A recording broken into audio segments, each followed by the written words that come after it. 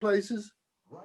I'm not, though. I just had a great exchange with, that there are all these people who have volunteered to text. And so I just had a great encounter with Betsy, who was texting me to remind me to vote. Oh, well, good. Did you vote already, or you have yet to vote? I have yet to vote. I am voting. Really? You're going to do it in person? You plan to do it in person all the time? Okay. Yeah. Yeah, I was just telling Michael, we mailed ours in a few weeks ago. I got a handshake that they received it. And then this morning I got a notice that our votes have been counted. That is excellent. In Maryland, yeah. So that was real good. I just want to make sure that I do it. So here's the true story. My son is 16, and 2016 was the only time he has not gone to the polls with me.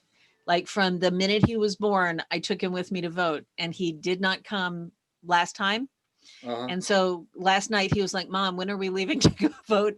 I'm not taking any chances." So my minion is coming with me. Okay, very good. My philosophy with him has always been that you do what you do until election day, but on election day, you support the democratic process. And I'm pleased to see him adopting that. Well, cool.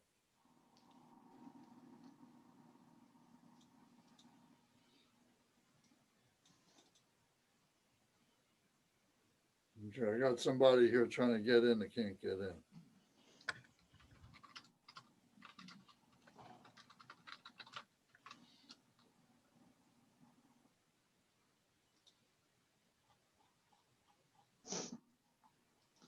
Yeah, I was telling Lance, we just set up the polling place. They anticipate it's going to be busy at the polling places, so most precincts have deployed election officers the night before. Just make sure everything's ready to go. Do full setup. Yeah. Nice. And usually that's done at, starts at 5 in the morning. We still have to show up at 5 in the morning, but Hi, Tom. Ready to go. How are you? Do the liquor stores still, it used to be that bars and liquor stores had to close during election day. That doesn't happen anymore? No. That's what that was from when they had horses and buggies and stuff like that. I think that's called suppressing the vote. Is that right? You gotta be lubricated to get a vote. Or you gotta have it available afterwards, Right, that's right. But I thought that's what it was. Yeah, at one time. Not anymore. Hi, Bonnie. Bonnie, huh? Yeah. Hey guys. I talked to William and Bonnie earlier today, and William is doing much better. He's coming along very well. There he is. Looking good. He's not roller skating yet, but he's getting there. He's not roller skating. Well, he's rollerblading on a wheelchair. Doing one-footed pirouettes. There you go. I get to push him around. Literally. You've been wanting to push him around for a long time, right? I think that must be payback. I don't know.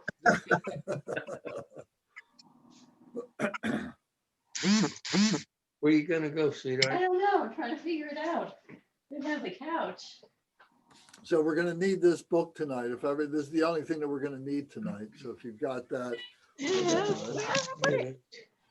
Oh man, I got cleaned up. And we're going to do a meditation. So if you've got a good, comfortable place to do your meditation, if you like to do it on a chair or on a floor, on a cushion or whatever. So that would be good. There's Gary. Okay. All right, let me know. I'll mute all except for you. Well, just give us a few more minutes. Sure.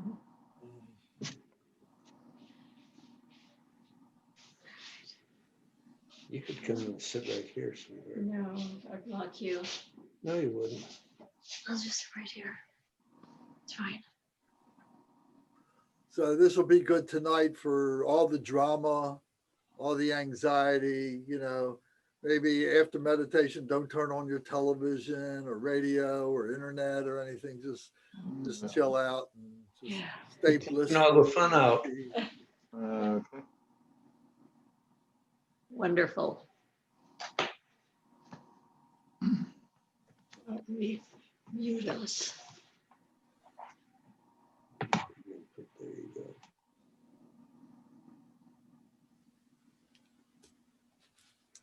Okay, well, why don't we get started then? So,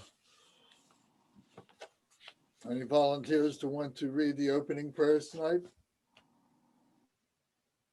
Okay, Gary? So we'll just do it. We'll do it 3 times in English each where it's indicated 3 and once where it's only once, okay? So do it kind of slowly so everybody can follow and clearly as much as you can. Thank you. All mother sentient beings, especially those enemies who hate me, obstructors who harm me, and those who create obstacles on my path to liberation and omniscience.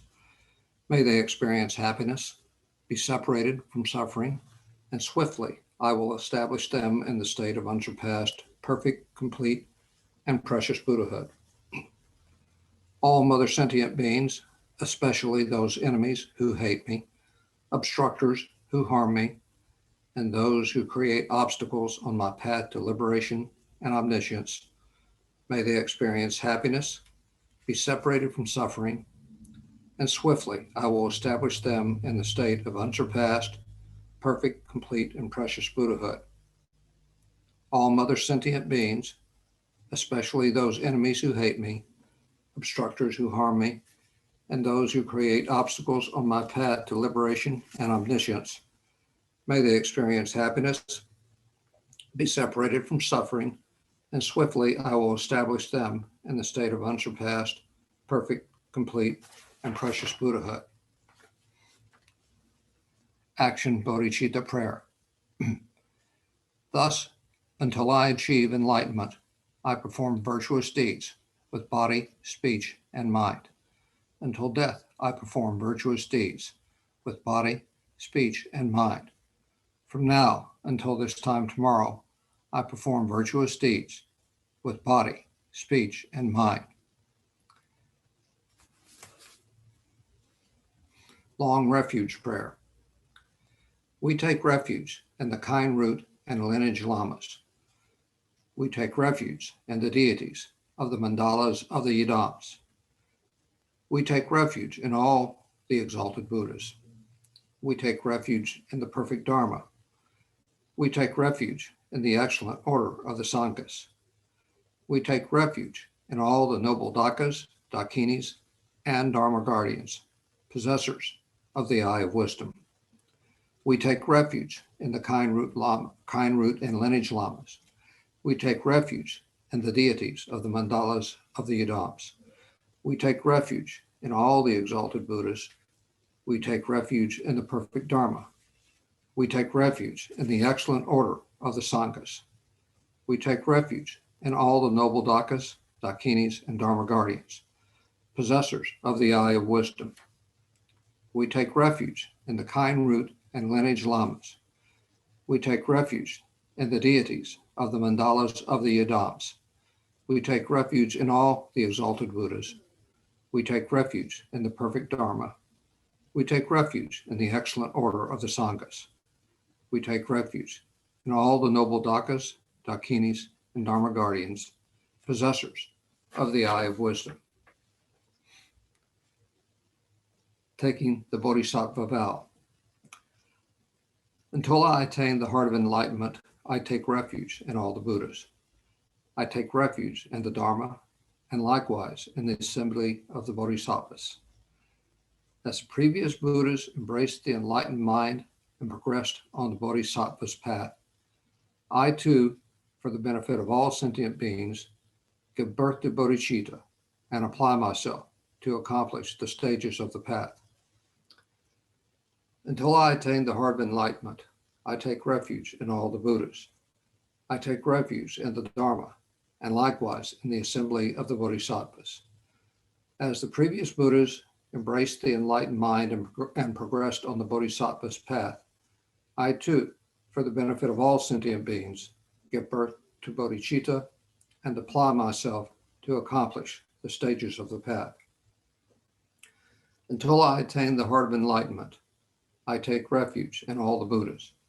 I take refuge in the Dharma, and likewise in the assembly of the Bodhisattvas. As the previous Buddhas embraced the enlightened mind and progressed on the Bodhisattva's path, I too, for the benefit of all sentient beings, give birth to bodhicitta and apply myself to accomplish the stages of the path. Short refuge prayer. In the Buddha, the Dharma, and the Sangha most excellent, I take refuge until enlightenment is reached. By the merit of generosity and other good deeds, may I attain Buddhahood for the sake of all sentient beings. In the Buddha, the Dharma, and the Sangha most excellent, I take refuge until enlightenment is reached. By the merit of generosity and other good deeds, may I attain Buddhahood for the sake of all sentient beings. In the Buddha, the Dharma, and Sangha most excellent, I take refuge until enlightenment is reached. By the merit of generosity and other good deeds, may I attain Buddhahood for the sake of all sentient beings. The four immeasurables. May all mother sentient beings, boundless as the sky, have happiness and the causes of happiness. May they be liberated from suffering and the causes of suffering. May they never be separated from the happiness that is free from sorrow. May they rest in equanimity, free from attachment and aversion. May all mother sentient beings, boundless as the sky, have happiness and the causes of happiness. May they be liberated from suffering and the causes of suffering. May they never be separated from the happiness that is free from sorrow. May they rest in equanimity, free from attachment and aversion. May all mother sentient beings, boundless as the sky, have happiness and the causes of happiness. May they be liberated from suffering and the causes of suffering. May they never be separated from the happiness that is free from sorrow. May they rest in equanimity, free from attachment and aversion.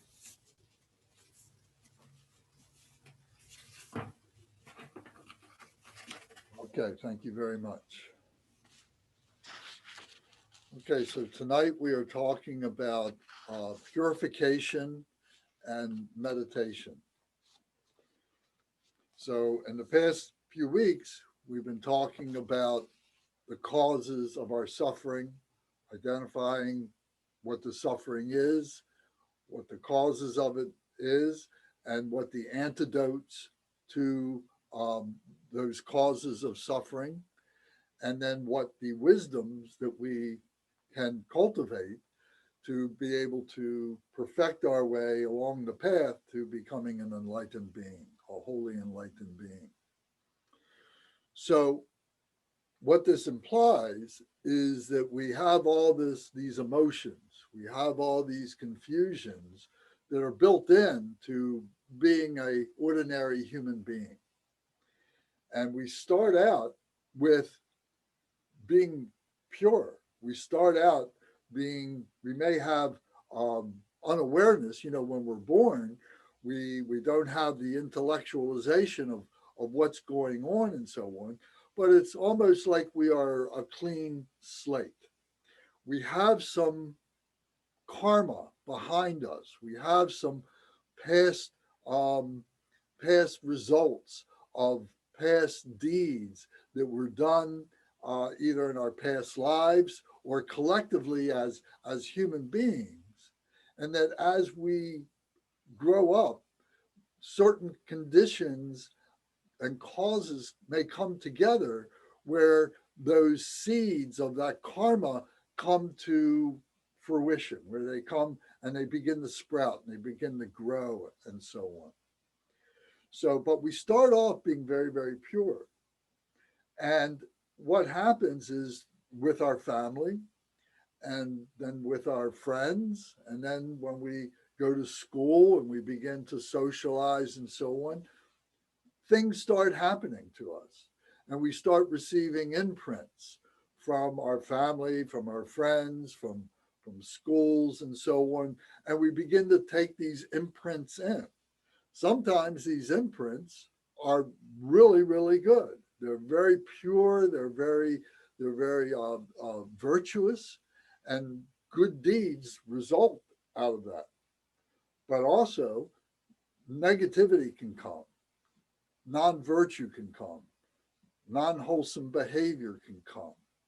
And as we're growing up, we may not recognize all those differences and so on. And those people that are our influences, they may not recognize it either.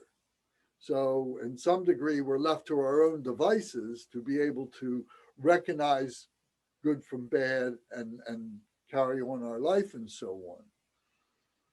So we say that, you know, these imprints are like defilements.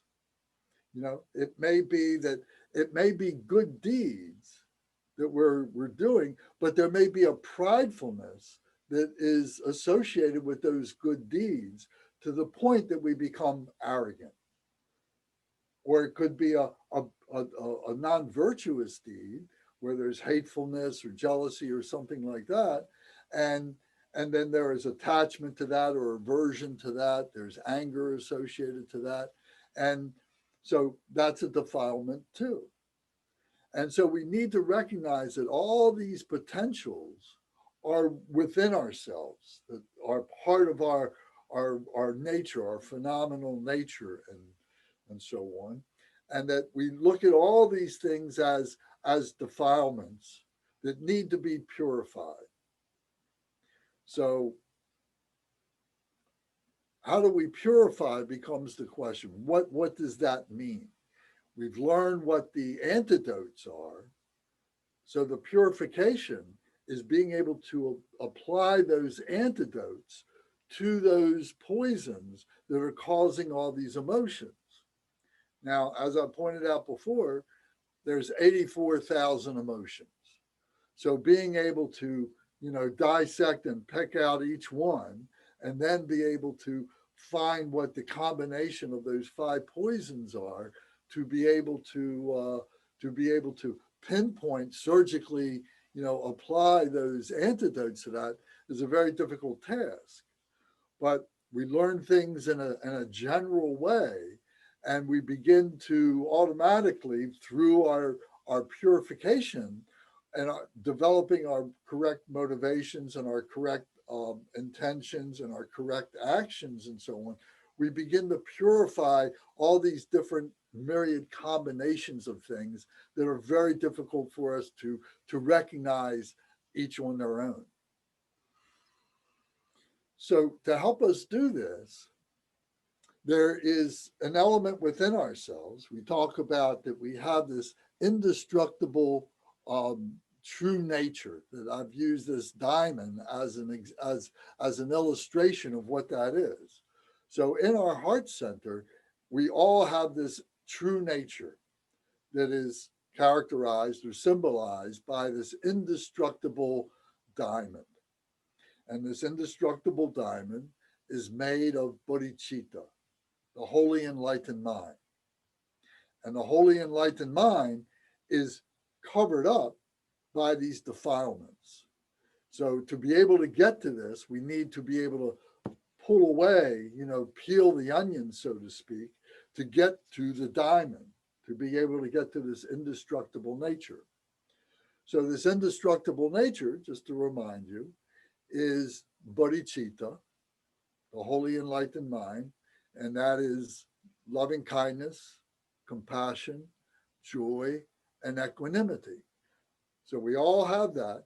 We've all displayed that in one form or another, although we may not have recognized it. And part of that non-recognition is part of the defilement. It's a defilement of delusion. We may not understand what it is that we're doing. We may not recognize, we're ignorant of what these things are. So it could be something as very fundamental as just delusion of not knowing. So we need to educate ourselves, and that's what is the antidote to ignorance, is education. But it could be hatred, and it could be attachment, and so on like that. So we need to go back and review the things that we've already talked about and hopefully taken notes about, and be able to contemplate and be able to put these things back together again and for your own life.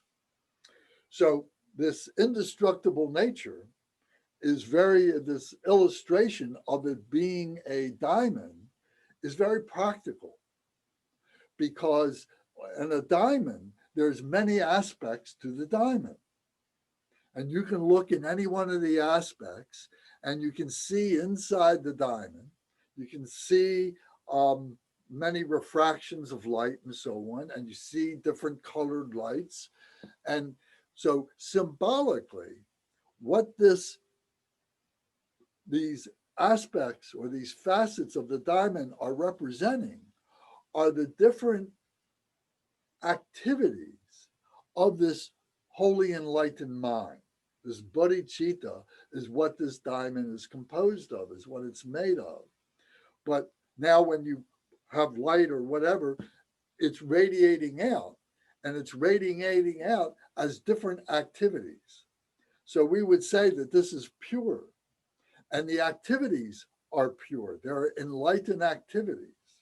Now, again, if it's all covered up, they don't get out, so we've got to be able to remove those blockages, those obscurations, to allow those activities to get through. So the activities are represented by light.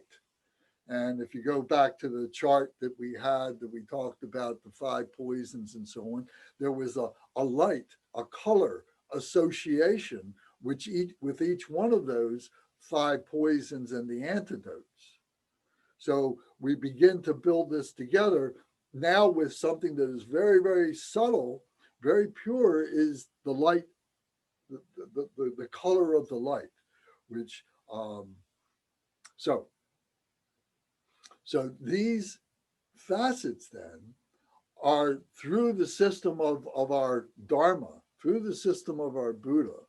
We've learned to name these, to have a characteristic about these. And these are what we call the deities. Now, they're not, the deity, has different meanings. The word deity has different meanings. Some people may think of it as gods in the pantheon of gods of the Greeks and the Romans and the Hindus and the Egyptians and so on and so on. But we're not talking about those kinds of deities. These deities are holy deities that are within ourselves. These are aspects of this true nature that are symbolic of this holy enlightened mind through their activities. So these deities, these are the different deities that are in the Buddhist iconography. And there's deities that represent compassion, deities that represent wisdom, healing, fearlessness, all different kinds of things that we need to be able to apply to our defilements to help us to purify those defilements. So these deities are completely pure. They are enlightened, and they have transcended all defilement. And what they have been able to do, where they symbolize what that transcendence is, they have this activity. So we need to be able to learn what that is and how to utilize that. So purification is one of those activities. And so there is a deity, and whose name is Vajrasattva. So Vajrasattva is a Sanskrit word. Vajra means indestructible wisdom. So it's like diamond wisdom, indestructible wisdom. And Vajra Sattva So Sat is a being, S-A-T, is a being in Sanskrit language. And a Sattva, Va makes it a holy being. So a Sattva is a holy being. And then a Vajrasattva is a indestructible wisdom holy being. So it's through that indestructible wisdom that we are utilizing, that we are recognizing within ourselves. We are using our teachings, we're using this education to be able to bring inside to help us to recall that. Because we've had these within ourselves from time immemorial. We are all part of all of this. There is no time, there is no place. Everything is the same. Everything, so we have to pierce through the phenomenal nature that of time, of place, of substance, and so on. So I'm not going to go into a lot of detail about that right now. But what we're trying to introduce now is just this idea that we've got these emotions, we've got these causes for these emotions, and there is a way for us to purify ourselves, to be able to recognize what is our work, what we need to do. So we build on this idea many, many, many times. So this is the first introduction to this. So we'll come back to this many times, along with other deities that would be part of this indestructible diamond nature, this indestructible pure nature that we have. So are there any questions or any comments about this? Okay. All right, so Vajrasattva now, there's pictures of Vajrasattva, but I'm not going to confuse things with those pictures. Because it's just to imagine this, to visualize this within ourselves. And this is a facet of our true nature. This diamond, all this is all part of us. We are all these deities. And it's a matter of being able to recognize ourselves as those deities. So Vajrasattva has a white body, and the color white represents purity. So, if you take light, for instance, and you put it through the diamond, and then you shine that light and through the diamond, and then you see the white light being broken down into the other colors. So the white light is a composite, is a pure light in that way. So we look at it like that. And he's got a single face. He doesn't have a lot of different attributes about him. And he's wearing robes, and he's got 2 arms. He's sitting in the lotus position, the Vajra position, where our legs are crossed. And he's sitting on a lotus pedestal. And if you remember from last time, we talked about the lotus flower that rises up through the ocean of samsara, through that pond that's stagnant, and the pure flower, blossoms above the water of suffering, and so on. So he's emblematic of all of that, and he's sitting on a moon cushion or a moon disc, is the way we express it, a moon disc. The moon represents compassion. And the moon disc is on top of a sun disc. So it's just like a flat disc that is sitting on the lotus flower. So the first is the sun disc in this case, which represents wisdom. And the wisdom is like the wisdom fire. It's very, very hot, very intense, and burns away, purifies all the negativities, all the confusion, all the defilements and so on. So there's a picture. He's holding up a picture of Vajrasattva. So I didn't want to go into too much detail with that. So, but then on top of the sun disk is the moon disk, and the moon disk is white. And so it is a reflection of the sun disk. It is a reflection of that. So the sun is very hot. The moon is very cool. It's cooling. So the compassion is cooling. Here comes the wisdom fire, very intense. And here comes the compassion, which is very cool and soothing and peaceful and so on like that. So this is all, symbolizing the nature of this indestructible holy being, Vajrasattva, that is within ourselves. So his result is purification. His activity is purification. However, he does that through confession. This is that within ourselves that knows what we're doing, knows everything that we've done, knows everything that we're thinking within ourselves. We may not share it with anybody else or anything like that, but we know the truth. We know what's going on. We know what we've suppressed. We may not want to admit that, and we may have to dig it out, but we know that there's some stuff there. Or we know that there's some actions that we've been taking that are non-virtuous and doing, causing suffering for ourselves or for others.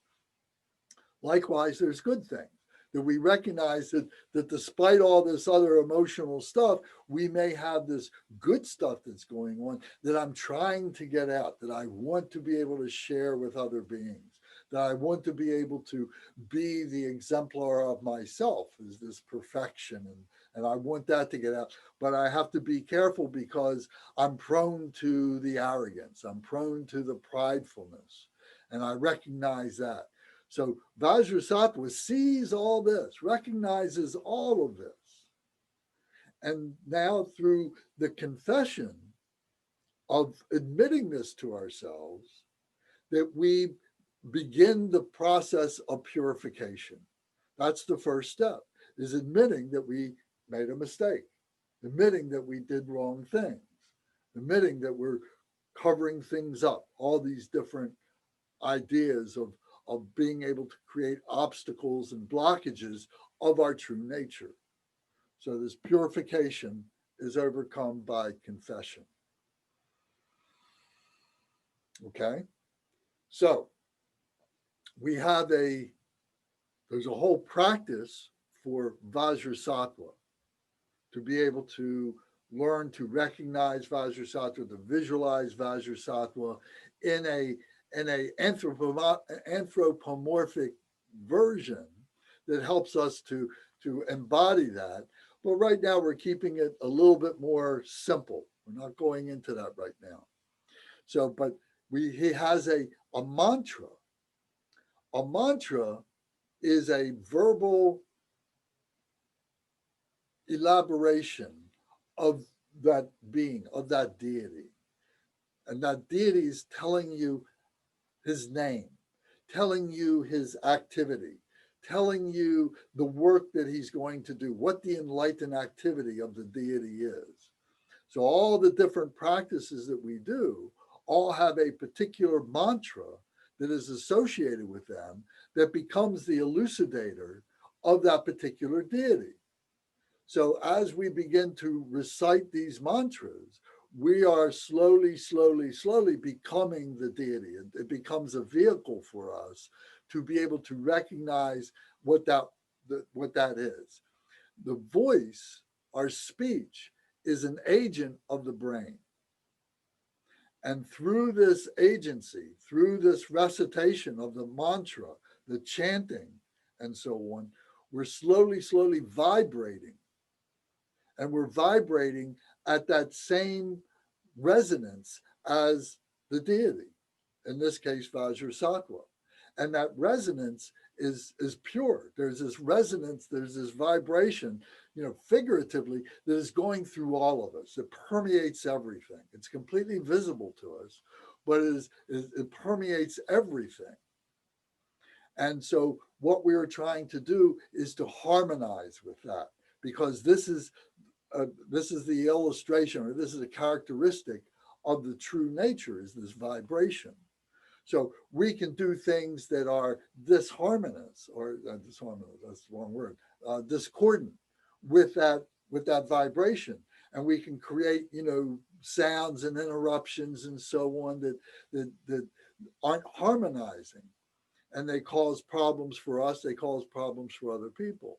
But if we can harmonize with that through our verbalization, through our physical body, through the intellectualization of what that means, now we're taking our physical body, we're taking our intellect, we're bringing them together. And what happens is it opens up our heart by harmonizing with this.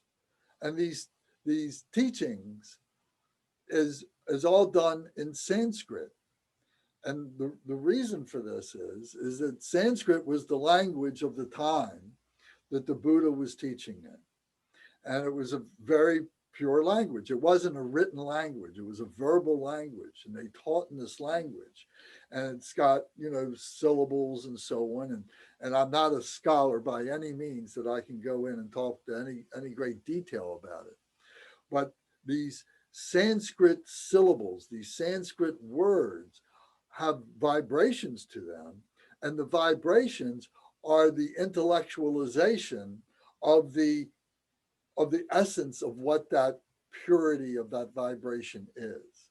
So as we resonate, as we set up that resonation, we're setting up our harmony with that. So what it becomes is like a key that goes into a lock. So we take the key, which is our verbalization, the mantra, it goes into the lock, and when it vibrates and everything is resonating together, the lock opens up. And that's the spirituality. That's the heart that we've been talking about. So this may not last a very long time. It may be a glimpse. It may be something that, we get a really good buzz off of. And after we do a session, we've been chanting for maybe 5 minutes or 10 minutes or maybe an hour, that we come away with this resonance and our physical body and our intellectual mind is just completely wide open. They all come together. It all comes together. So that's very useful to us. So this particular mantra is on page 8 and 9 in this prayer book. This is called the 100 syllable purification mantra of Vajrasattva. So it's first on page 9, you see it in the Sanskrit. And then on the page 8, you see the English translation.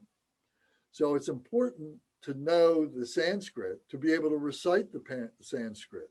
And we ultimately would like to memorize that so that we're not dependent on a book, that we become the embodiment of that vibration. We become the embodiment of Vajrasattva. Even his speech becomes our speech without having to think about it. Takes a little while to be able to memorize that. But at the same time, we need to understand what it really means to us in our English language, what it means intellectually. The Sanskrit is going to tell us what it means spiritually to us. It's going to open up that spiritual door for us into that heart center that is indestructible, that is beyond our ordinary mind awareness or comprehension. So the Sanskrit takes us there. The English language gets us prepared for that, puts us onto the path, allows us to recognize what it is that we're doing, this system that we are joining. So let's recite this prayer on page 9 in the Sanskrit, and then we're going to go and we're going to do it in the English a few times. So we'll do it slowly. There is a melody to it. So first, let's do a chant where every syllable has an equal weight and there's no real melody to it. So you begin to, hear it in that way, and then we'll add the melody to it, and then we'll go to the English part. So it starts off, Om Vajrasattva Samaya Manu Palaya Vajrasattva Tenopa Drista Dredo Mebawa, Suto Kayo Mebawa, Supo Kayo Meba,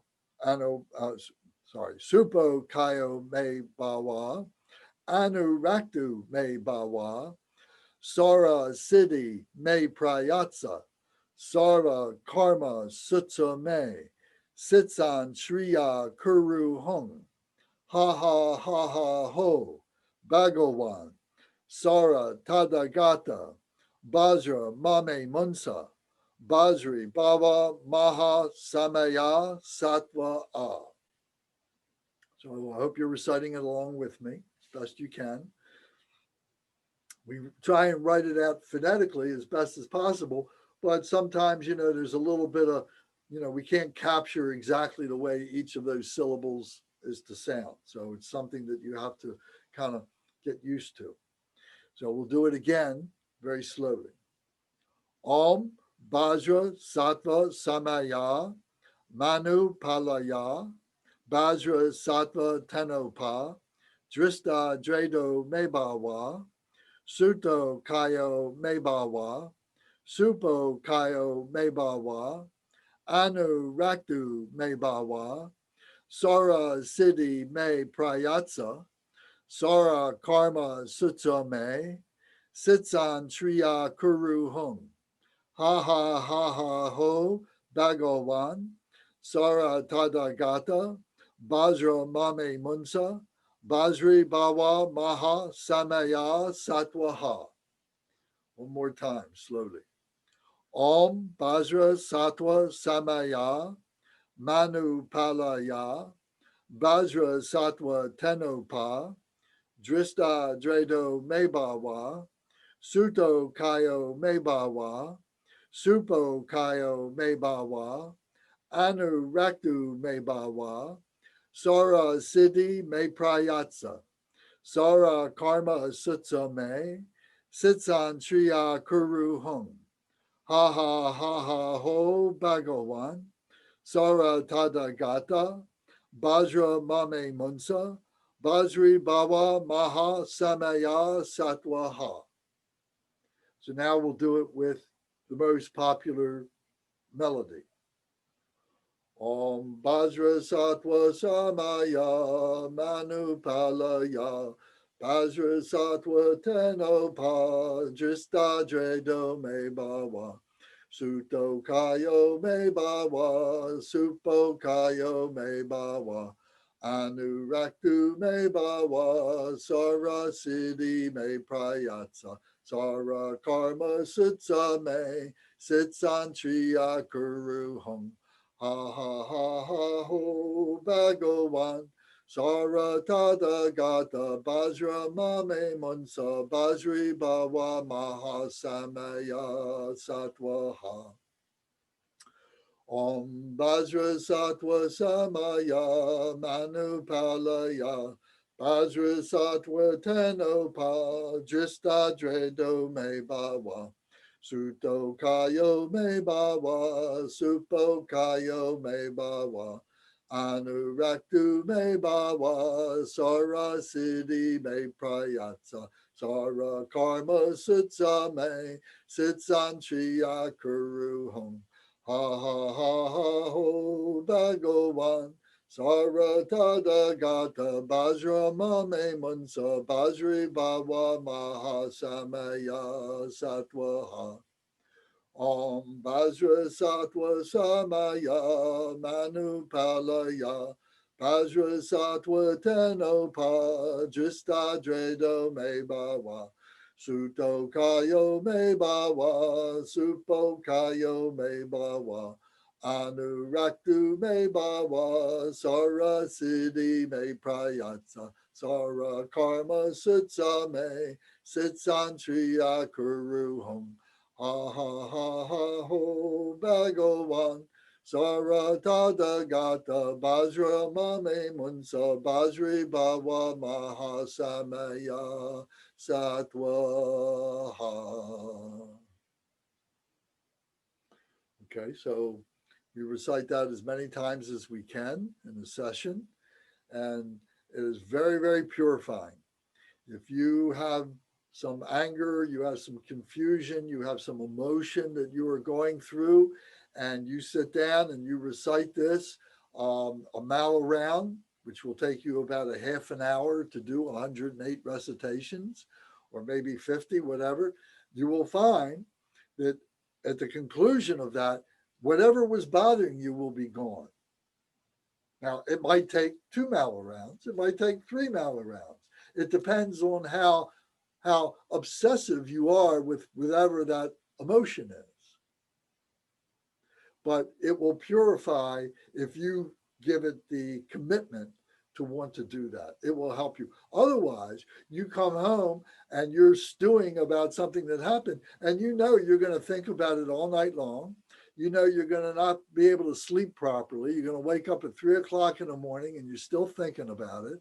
And then you can't get back to sleep properly. And then when you finally do get up the next morning, you take it with you back to work or whatever it is you're going to do. And it takes a few days for you to kind of rationalize out of it, to neutralize it in some way, but it's really not been dealt with. It's just been suppressed in some way.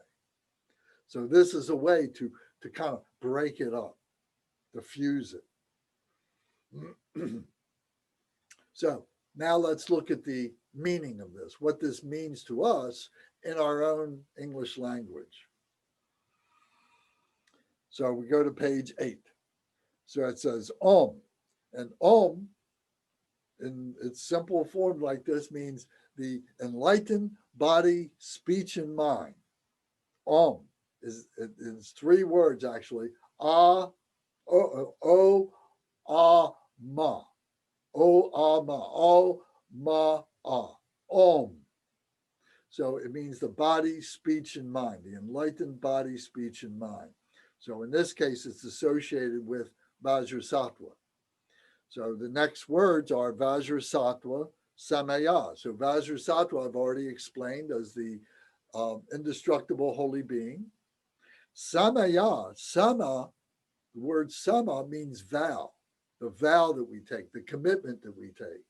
And Ya, after that, is the personification of that. So we are the vow taker. We are taking the commitment. We are the Samaya. So, and we are taking the vow with Vajrasattva. Vajrasattva is within ourselves. So we're starting off right away, recognize that Vajrasattva is not out there.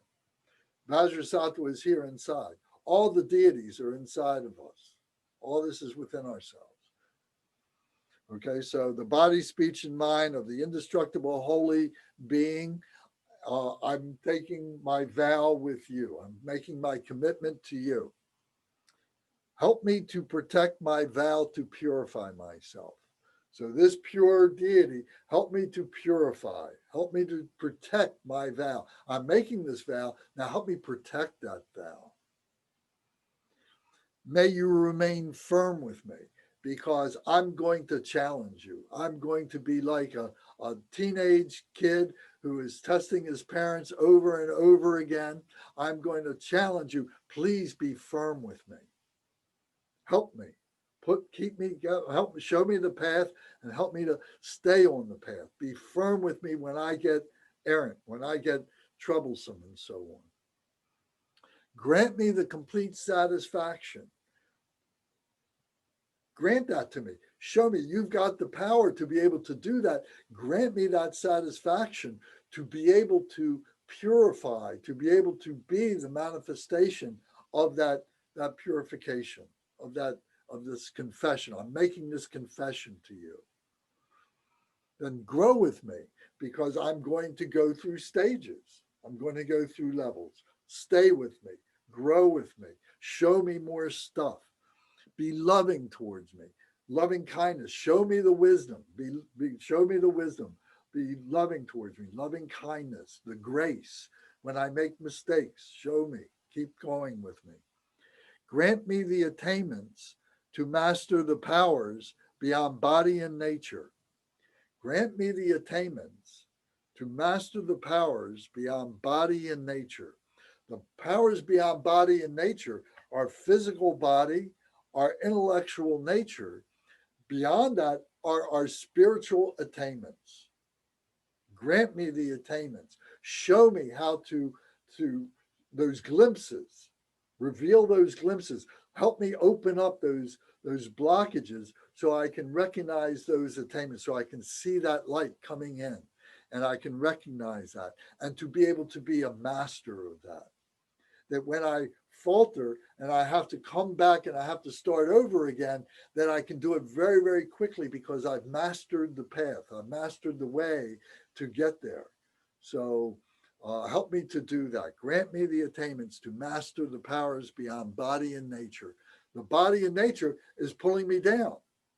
Our physical body, our intellect, that's what's pulling me down. That's our ego. That's our physical body. That's our ordinary mind and so on. That's what's pulling me down. So help me to transcend that. Help me to go past that.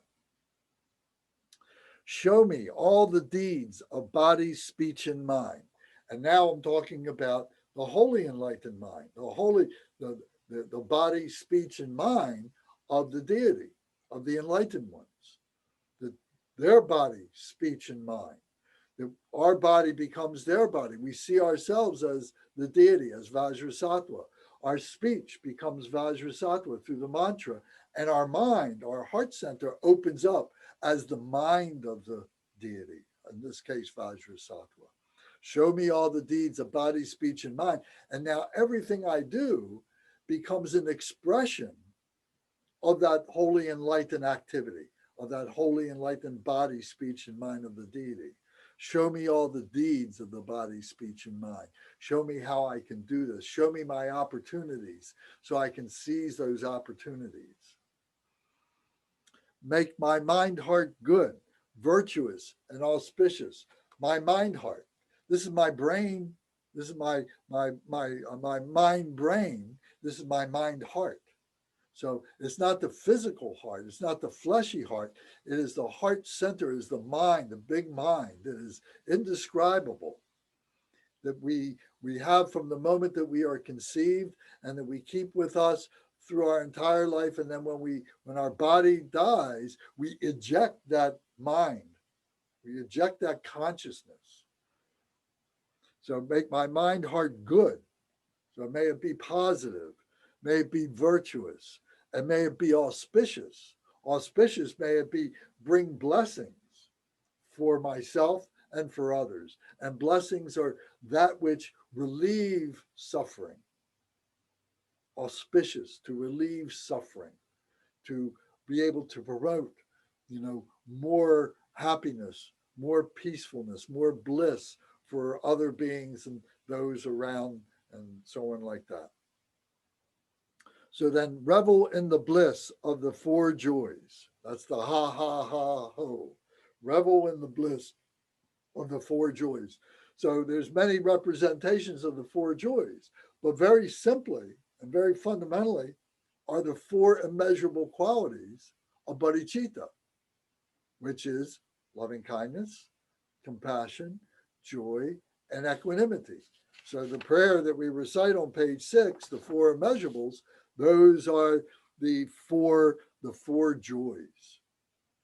And then as we go on and practice, we'll learn more other four joys. But basically, fundamentally, it's the four immeasurable qualities of the holy enlightened mind. O blessed one, who embodies the essence within me. So this is who embodies the essence within me, this indestructible diamond nature, this indestructible true nature that we have within ourselves, that everyone has and is there. So who embodies this essence within me. Do not abandon me. Don't leave me, please. And so what that means is my brain has to become aware and has to maintain an awareness of that, has to maintain a stability in that. Do not abandon me. Telling myself, do not abandon that. Grant me the realizations of the indestructible nature. So this is like, those are the glimpses of enlightenment, the glimpses of all the reality, of all the things that we don't understand, all the things that are beyond our comprehension, that we begin to recognize as this indestructible nature that we have within ourselves, that is full of love, that is full of compassion, that is full of joy and full of equanimity, and that this is my true nature. And now everything I do is just exudes that. So grant me the realizations of the indestructible nature in all of its myriad ways. Make me one with you, that I merge with you, I become you. You are me, as we all are together. Thus, I signify my unity with non-duality. My unity with non-duality. So the transcendent nature. You know, if you remember when we talked about the wheel of existence, and we talked about the hub, and the hub had the three poisons in the center, and then around that center was this dualistic nature of going up and coming down, going up and coming down, this dualistic nature. May we transcend that, and our unity becomes with that that is transcendent. And I cut through all the duality. I cut through all the confusion. I cut through all the poisons. I cut through all the suffering. So is that expression. When we go hum, is that cutting through. It's the verbalization of that cutting through. So this English translation of this Sanskrit prayer here, of this mantra, is very powerful. This is one of the most powerful of all the mantras that we will recite, because it's something that is a preliminary to so much other stuff that we do, because everything that we do is to overcome, to recognize, overcome our defilements. And this is the confession of that I am defiled and I have work to do. Now, as we progress, it's like going through a spiral, and it keeps going round and round. But as it goes round and round, the circle gets smaller and it gets tighter and so on. And we get more pure. We start here, it's very gross. But as we get more and more and go up more and more, it gets more purified, more purified, more purified, until we get to the very pinnacle, which is our enlightenment. So this practice, this mantra, stays with us during that whole entire time. We rely on this. We come back to this so many different times for so many different reasons, because we have so many different defilements that we have yet to recognize. So this is the purification. This is by way of the confession. So any questions or comments about the mantra? I think it's interesting and almost paradoxical for me to actually view the line, "O Blessed One, who embodies the essence within me,"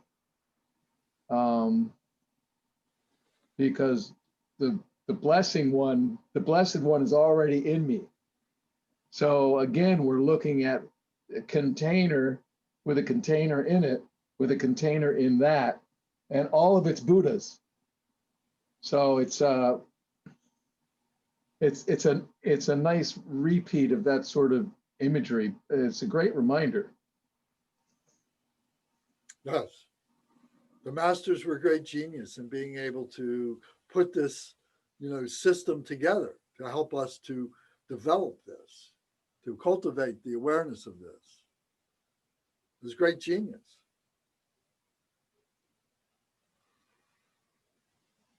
Okay, so let's repeat this again.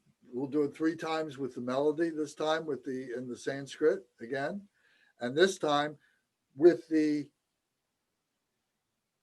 the understanding of the meaning, to whatever degree you you this landed on you, but now see this as a very, very profound um, um, preliminary practice that everything else is built upon.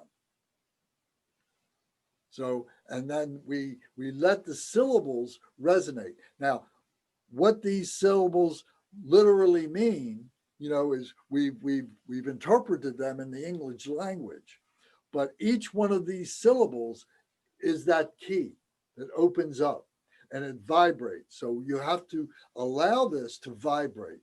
So when we do these things, we don't whisper these things. We say these things out loud, like I am talking right now. We want to vibrate our entire body. Our entire torso should vibrate with this. So make a commitment to do that. And if you have a shyness about you, that you feel you don't have a good voice or you don't know the melody or something, just walk through it. Just, do it over and over again. And you will see that the vowels, the words, the Sanskrit words will all come together over and over. But you got to start sometime. You got to begin the process. So allow yourself to do that. Let your ego go. So we'll do this. Om Vajrasattva Samaya Manupalaya Vajrasattva Tenopa Justadredo Me Bawa Suto Kayo Me Bawa Supo Kayo Me Bawa Anuraktu Me Bawa Sara Siddhi Me Prayatsa Sara Karma Sutsa Me Sitsan Triya Kuru Hong Ha ha ha ha ho Bhagavan Saratada Gata Bajra Mame Munsa Bajri Bhava Mahasamaya Satwaha Om Vajrasattva Samaya Manupalaya Vajrasattva Tenopa Dristadredo Me Bhava Suto Kayo Me Bhava Supo Kayo Me Bhava Anuraktu Me Bhava Sara Siddhi Me Prayatsa Sara Karma Sutsa Me Sitsan Triya Kuru Hong Ha ha ha ha ho Bhagavan Saratada Gata Bajra Mame Munsa Bajri Bhava Mahasamaya Satwaha Om Vajrasattva Samaya Manupalaya Vajrasattva Tenopa Dristadredo Me Bhava Suto Kayo Me Bhava Supo Kayo Me Bhava Anuraktu Me Bhava Sara Siddhi Me Prayatsa Sara Karma Sutsa Me Sitsan Triya Kuru Hong Ha ha ha ha ho Bhagavan Saratada Gata Bajra Mame Munsa Bajri Bhava Mahasamaya Satwaha.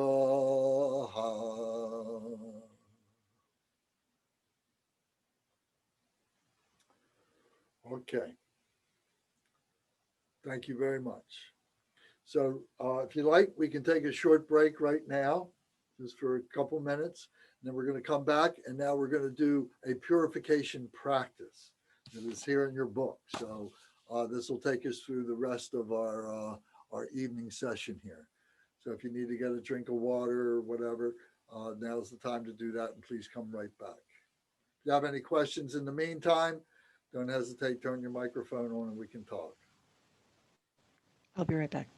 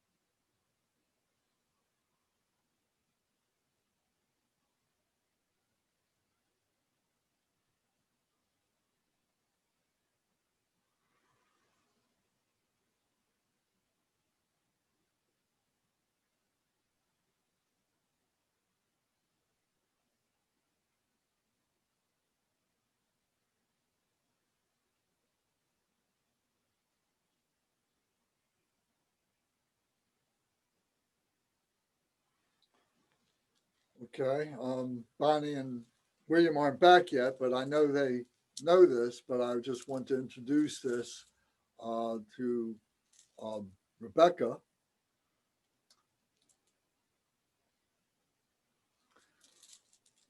You know, we have many different ritual items that we use to help us to do our practices and so on. The most basic and the most important are the beads that we use. We call these mala beads, M-A-L-A, and there's 108 beads. Doesn't have to be anything sophisticated or anything, but all they simply do is to help us to apply method, to make a commitment and have a method to attain that commitment. So if I say to myself, oh, I want to do 100 recitations of this mantra, and I don't have some way to count those 100 recitations, I'm at a disadvantage. And I'm always thinking about, well, have I reached 100? Oh, you know, maybe I've done 30 and I think I've done 100 or whatever.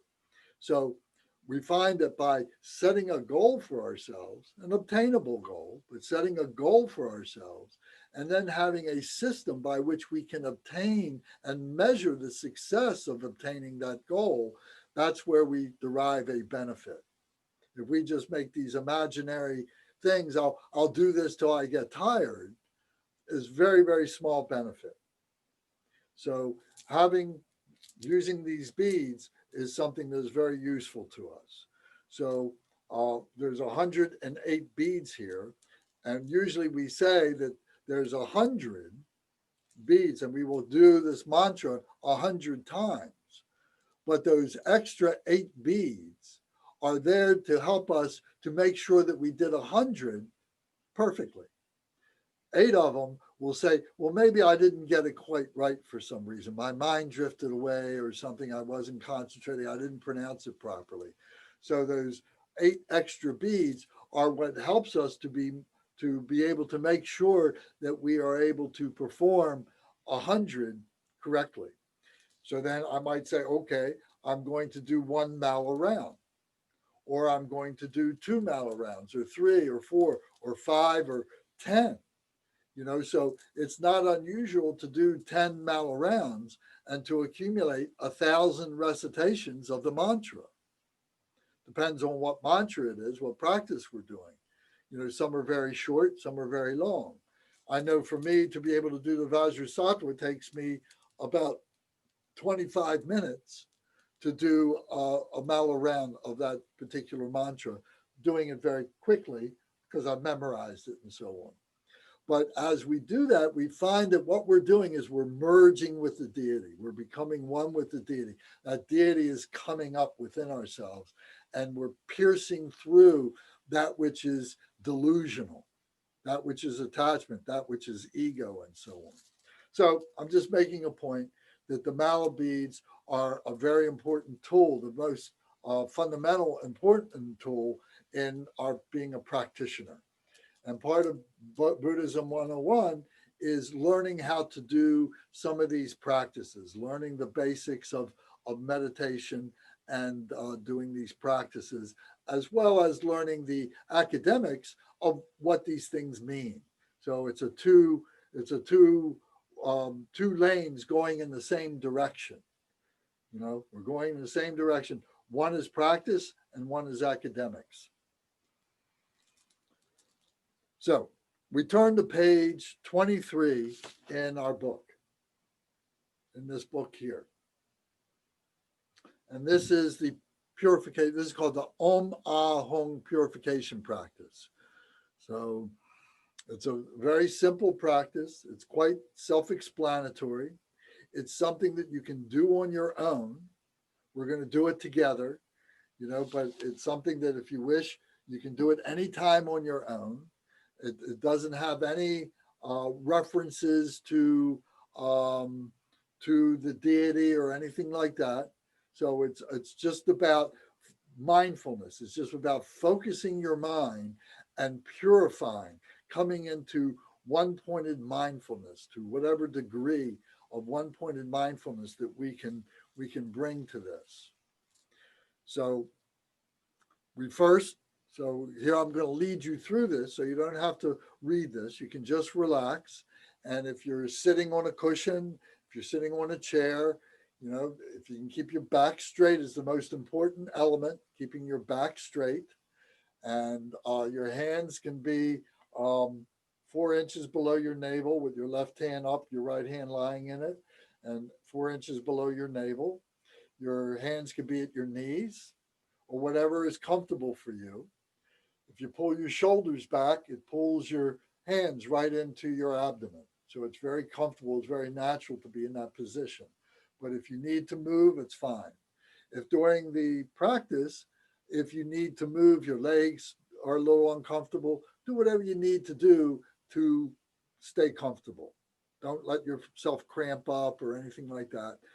Keep your back straight, because we have that center channel that runs through the center of our body, parallel to our spine, and we want to be able to keep that open. And then our head is just a little bit forward, our chin is just a little bit down. Remember, we talked about the 7-point positions of Varanchana. If we haven't done that, we'll do that another time. We do that quite often. So the visualization now is, if you look at this page 23, you see that there is a white Om. So you can see it printed up in the text in the first stanza. It says Om. There it's black, but you could visualize that in the English as white. If you look over here in the second stanza, you see the Sanskrit syllable of the Om. It's got a black background and the white. So, and what this represents, believe it or not, is the male and the female and the progeny.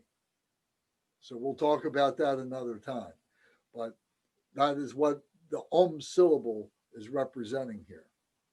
Then there is the red Ah. So you can see it in the English language, and then you can see the syllable in the Sanskrit, and that is the Ah syllable. And then the Hung syllable is in blue. It's a little bit more complicated of a symbol there, and we can talk about that another time too. But you can also see it in the English, H-U-N-G. So you can visualize it either as the white Om in English, the red Ah in English, and the blue Hung in English. Or you can use the Sanskrit syllables, whatever is comfortable for you.